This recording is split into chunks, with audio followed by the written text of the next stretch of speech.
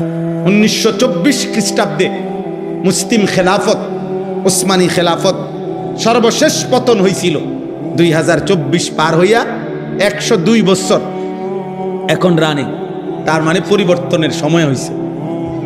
আল্লাহ তাআলা এই পৃথিবীতে নতুন একটা পৃথিবীর পরিবর্তন হবে, পৃথিবীর পরিবর্তন হবে।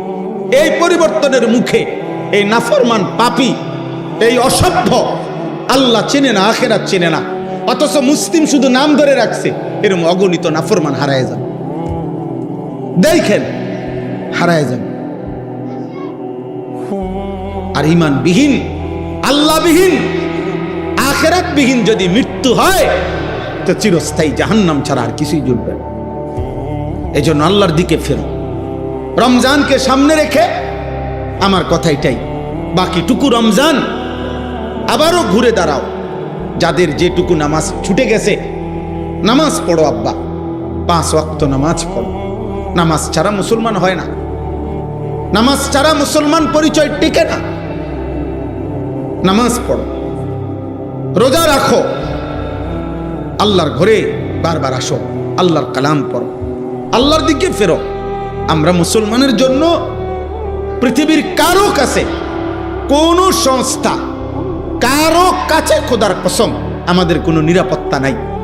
আমাদের নিরাপত্তা, আমাদের স্বস্তি, আমাদের বেঁচে থাকা সবকিছু আমাদের আল্লাহর হাতে। কার হাতে? আল্লাহ। আর সেই আল্লাহরে বৃদ্ধাঙ্গুলি দেখাইলে, সেই আল্লাহর থেকে মুখ ফিরায় নিলে, সেই আল্লাহকে সেজদা না দিলে আমাদের শান্তি আসবে কোত্থেকে? আমাদের সুখ আসবে কোত্থেকে? আমি শুধু মরে গেলাম এটা তো না, আমাদের 4টা ছেলে মেয়ে আছে, ওরাও তো বাঁচবে আগামী দিন। আপনি শুধু মরে গেলেন, আপনার নাতি নাতনি আছে না, তো ওরা আগামীর পৃথিবীতে যদি নিরাপদে থাকতে না পারে। এই জন্য দয়া করে রমজান মাস বেশি বেশি দোয়া করেন, রমজান মাস আল্লাহর দিকে ফিরেন। শুধুমাত্র দুনিয়া ভোগ করা এটা জানোয়ারের জীবন। আবারও বলছি, শুধুমাত্র দুনিয়া ভোগ করা এটা কাফের বেঈমানের জীবন। ইমানদার মানে যে দুনিয়া ভোগ করে না, যে আখিরাতের প্রস্তুতি গ্রহণ করে। আল্লাহ আমাদেরকে তৌফিক দান করে। এই 6টি আমল আবারও যত্নবান হবেন। পুরা মাস রোজা, পুরা মাস তারাবি, ইফতার, সাহারি, এতেকাফ এবং শবে কদরের বেজর রাত্রি শেষ দশকে তালাশ, বেশি থেকে বেশি ইবাদত আমলের জন্য চেষ্টা করেন। আল্লাহ সবাইকে কবুল করেন। এই মাদ্রাসা আল্লাহ তাআলা কবুল করে নেন। এই বছর শীত সিজনের মাহফিলে আমি ডেট দিতে পারি নাই, শুধু এই কারণে আসছি, মূলত আজকে আপনাদেরকে সাথে নিয়ে দোয়া করা। মাদ্রাসার জন্য আপনারা দোয়া করবেন। আপনাদের দান, আপনাদের সহযোগিতা, আপনাদের ভালোবাসা, এই সব কিছু আপনারা সব সময় করে থাকেন। আমরা জানেন মাদ্রাসার শুরু থেকে আমি এই মাদ্রাসার সাথে সম্পৃক্ততা আছে আমার। হাজী সাহেব আমরা একসাথে এবারও এই রবিবার দিন আমরা আল্লাহর ঘর থেকে উমরার সফর করে, আমি, হাজী সাহেব এবং তামিম ওনার ছেলে, আমরা প্রায় 101 জন আমার শায়েখ আল্লামা মুফতি মুশতাকুন নবী কাসেমি হজরতের সাথে উমরায় গেছিলাম। রবিবার দিন আমরা আসছি। তো এই জন্য আমরা এই মাদ্রাসার কথা হাজী সাহেব সেখানেও বারবার বলছেন আমাদের কাছে, আমরা আপনাদের জন্য দোয়া করি, এই মাদ্রাসার জন্য দোয়া করছি। এই জন্য আপনাদের সবার কাছে অনুরোধ, মাদ্রাসার পাশে থাকবেন, মাদ্রাসাকে ভালোবাসবেন, বলেন ইনশাআল্লাহ। মাদ্রাসা উম্মতের পাওয়ার হাউস, মাদ্রাসা উম্মতের বিদ্যুতের স্টেশন, যেখান থেকে দিন সরবরাহ। আমরা আজকে 2-4টা কথা আপনাদের সামনে বলতে আল্লাহ তৌফিক দিছে, তা আমরা কোনো না কোনো মাদ্রাসার ছাত্র। কি বলে, আমরা কোনো মাদ্রাসায় পড়ছি না? তো আমার শায়েখ আল্লামা মুফতি মুশতাকুন নবী সাহেব বলে যে 12 বছর আমি মাদ্রাসায় পড়লাম, তো 12 বছরে যতগুলো মাদ্রাসায় পড়ছি, প্রত্যেক মাদ্রাসায় যত মানুষ দান করেছে, টাকা পয়সা দিছে, সহযোগিতা করেছে, সমস্ত মানুষ খোদার কসম আমার এই বলার দ্বারা, আমার এই আপনাদেরকে কিছু শোনানোর দ্বারা যদি কিছু নেকি হয়, তাহলে যত মানুষ আমার পড়ালেখার জীবনে আমার সেই মাদ্রাসাগুলোতেও দান করেছিল, তারা প্রত্যেকেই আমার এই নেকির থেকে তারাও নেকি পাবে, কোনো সন্দেহ নেই। এই জন্য যত ছেলে হাফেজে কোরআন হয়, যত ছেলে আল্লাহর কোরআন পড়ে, আপনারাও তাদের নেকি পাবে, আপনারাও তাদের। এই জন্য মাদ্রাসায় দান করতে যে অমুকের মাদ্রাসা না অমুকের মাদ্রাসা। মাদ্রাসা আপনাদের সবার, মাদ্রাসা কি আপনাদের সবার। এটা হাজী সাহেবের পৈতৃক সম্পত্তি না যে মাদ্রাসা এটা উনার মৃত্যুর পরে উনার ফুতেরা ভাগ করে করে 2 রুম নিবগা, অথবা ওনারা ছাত্র 30 জন, এক একজন ফুতে 10 জন করে ছাত্র ভাগ করে নিব। এটা কি পৈতৃক সম্পত্তি? এমন কিছুই না, আল্লাহর জন্যই দিছে, আল্লাহর জন্যই করছে। অতএব আপনারা প্রত্যেকে ইনশাআল্লাহ মাদ্রাসার জন্য সহযোগিতা করবেন, আপনাদের ছেলেদেরকে পড়তে দিবেন, আপনারা আন্তরিকতা দেখাইবেন, বিরোধিতা নয় বরং আন্তরিকতা। বলেন ইনশাআল্লাহ, বলেন ইনশাআল্লাহ। কোরআনুল কারীমের মধ্যে আল্লাহ তাআলা বলছেন, ইন্না ফি যালিকা লাযিকরা লিমান কানা লাহু কলবুন আও আলকাস সামআ ওয়া হুয়া শাহীদ। 3টা জিনিস যে একত্র করে, 1 নাম্বার অন্তর, 2 নাম্বার কান, 3 নাম্বার হলো নিজে উপস্থিত অর্থাৎ চোখ। তো যে ব্যক্তি চোখ, কান এবং দিল একসাথ করে শুনে, মনোযোগ দেয়, আল্লাহ বলছে নিশ্চয়ই তার জন্য আমার কোরআনের মধ্যে উপদেশ রয়েছে। তো তার জন্য উপদেশ রয়েছে, তাইলে বোঝা গেল উপদেশ অর্জনের জন্য, হাসিলের জন্য আমার দিল, আমার কান, আমার চোখ একসাথ করতে হবে। এই জন্য উপদেশ হাসিল হওয়া একটা বিষয়, আর এমনি ওয়াজ শোনা আরেকটা বিষয়। এই কারো অনেকে অনেক ওয়াজ শুনে, এমনিতে শুনে আর কি, যার যেটা ভাল লাগছে তো একটু আধটু শুনছে। আরেকটা হলো না, আমার জীবনের জন্য আমি কিছু গ্রহণ করেছি, আমি কিছু অর্জন করতে চাই আল্লাহর কথা থেকে। তাদের শোনা ভিন্ন রকম, তারা ফিকির করে যে আমাকে কি বলছেন, তারা ভাবে আমাকে আল্লাহ কি বলছেন। কোরআনুল কারীমের মধ্যে আল্লাহ তাআলা বারবার বলছেন, ফাতাবিরু ইয়া উলিল আবসার, হে আমার চোখওয়ালা বান্দারা তোমরা ভাবো। ফাতাবিরু ইয়া উলিল আলবাব, হে বিবেক বুদ্ধি সম্পন্ন বান্দারা তোমরা ভাবো। এই ভাবতে বলছে আল্লাহ তাআলা, বলছে ভাবো। আল্লাহ কোরআনুল কারীমে বলছে ফানজুরু, তোমরা লক্ষ্য করো, কাইফা কানা আকিবাতুল মুকাদ্দিবিন, যুগে যুগে মিথ্যাবাদীদের পরিণতি কি হয়েছে। ফানজুরু কাইফা কানা আকিবাতুল মুফসিদিন, দুনিয়াতে যারা ফিতনা, ফাসাদ, বিশৃঙ্খলা, অন্যায়, জুলুম করেছে তাদের পরিণতি কি হয়েছে তোমরা দেখো। ফানজুরু কাইফা কানা আকিবাতুল মুনদারিন, যুগে যুগে যাদেরকে আল্লাহর ভয় দেখানো হয়েছে অথচ তারা পাত্তা দেয় নাই, তাদের পরিণতি কি হয়েছে তোমরা দেখো। ফানজুরু কাইফা কানা আকিবাতুল লাযিনা মিন ক্বাবলিহিম, তোমাদের পূর্ববর্তীদের পরিণতি কি হয়েছে তোমরা দেখো। এই আল্লাহ তাআলা বলছে দেখো, তুমি বোঝো, তুমি ভাবো, তুমি ভাবো। এজন্য এটা একটা জরুরি বিষয়, প্রত্যেক মানুষের জন্য এটা উচিত। যার বিবেক আছে সে ভাবে আমি কি করছি, আমার কি করা উচিত,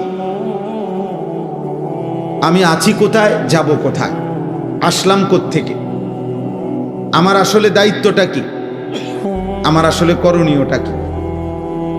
যেমন মনে করেন একজন পুরুষের মৌলিকভাবে 3টা পরিচয় আছে। যেমন আমি আনিসুর রহমান,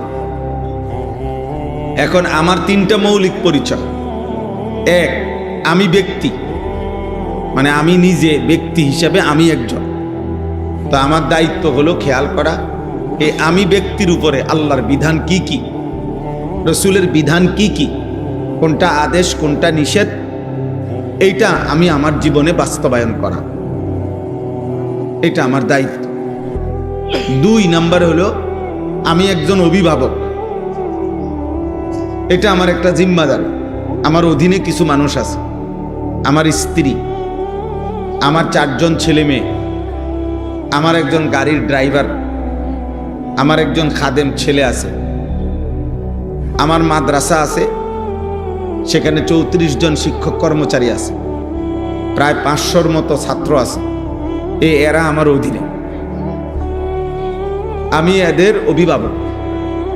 এদের প্রত্যেকের ঈমান, আমল, আখিরাত, হালাল হারাম, পাক নাফাক,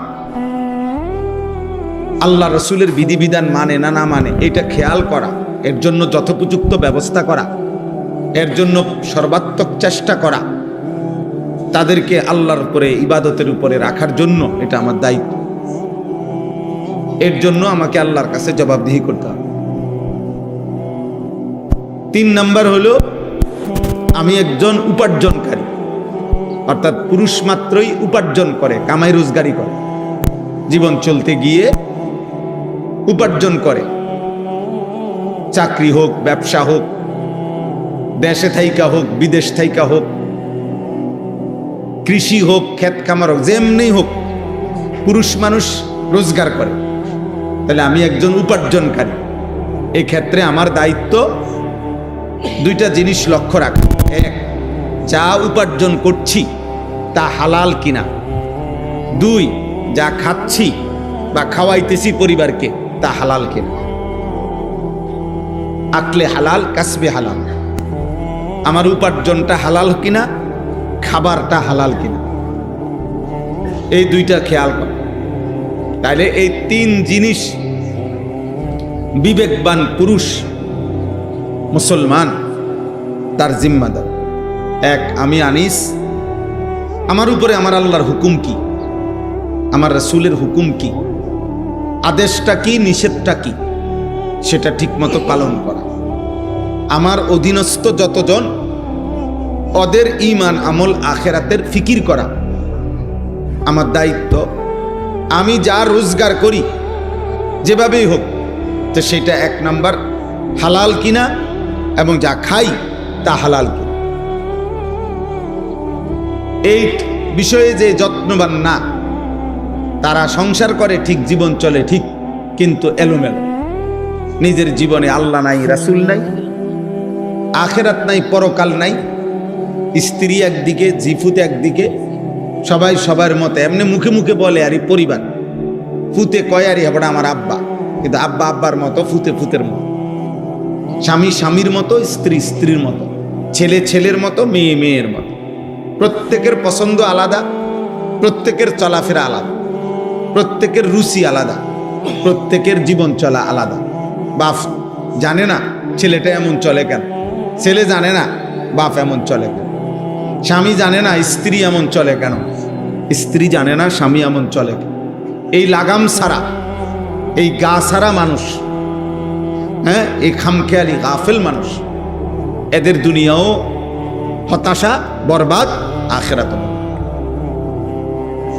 আর দ্বিতীয়ত, নারী যারা, মহিলা, প্রত্যেক মহিলা আপনার তারও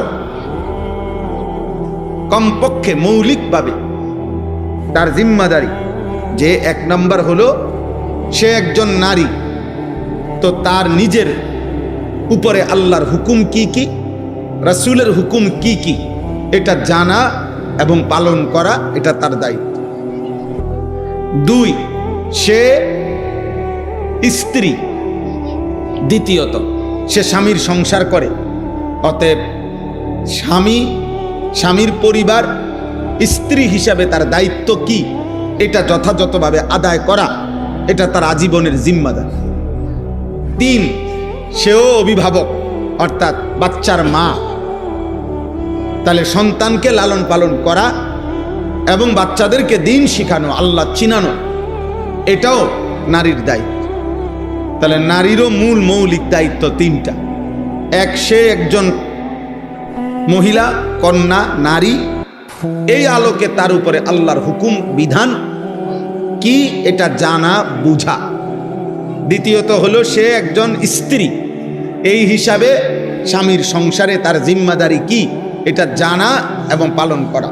তৃতীয়ত হলো সে একজন মা, বাচ্চার সন্তানদেরকে আল্লাহ চিনানো, আখিরাত চিনানো, তাদেরকে দিন মানানো, আল্লাহর সাথে পরিচয় করানো, তাদেরকে ঈমান ইসলামের উপরে আগলাইয়া রাখা, এটা দায়িত্ব।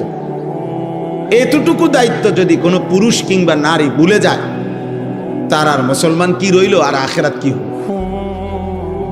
এজন্য আমরা এই ওয়াজ মাহফিল দিনে হোক রাতে হোক, সারা বছর আমরা এটা বুঝাইতে চাই যে আপনি আপনার দায়িত্ব বুঝে নেন, আপনি আপনার কর্তব্য বুঝে এরপরে ওই আলোকে আপনি আপনার কাজ করেন।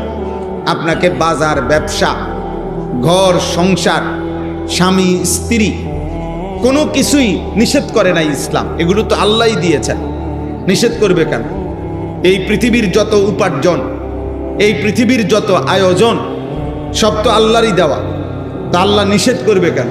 শুধু আল্লাহ তাআলা বলছেন তুমি আমার আদেশ নিষেধের প্রতি খেয়াল করো, আমার বিধিবিধানের প্রতি খেয়াল করো। এতটুকুই চাইছেন আল্লাহ, এতটুকুই চাইছেন। যা পালন করতে বলেছি তা পালন করো, যা নিষেধ করেছি তা বর্জন করো। এই আদেশ পালন করা, নিষেধ বর্জন করা, এটাই শরীয়ত, এটাই ইবাদত, এটাই নেক আমল, এটাই আমলে সালেহ, এটাই তাকওয়া। তাকওয়া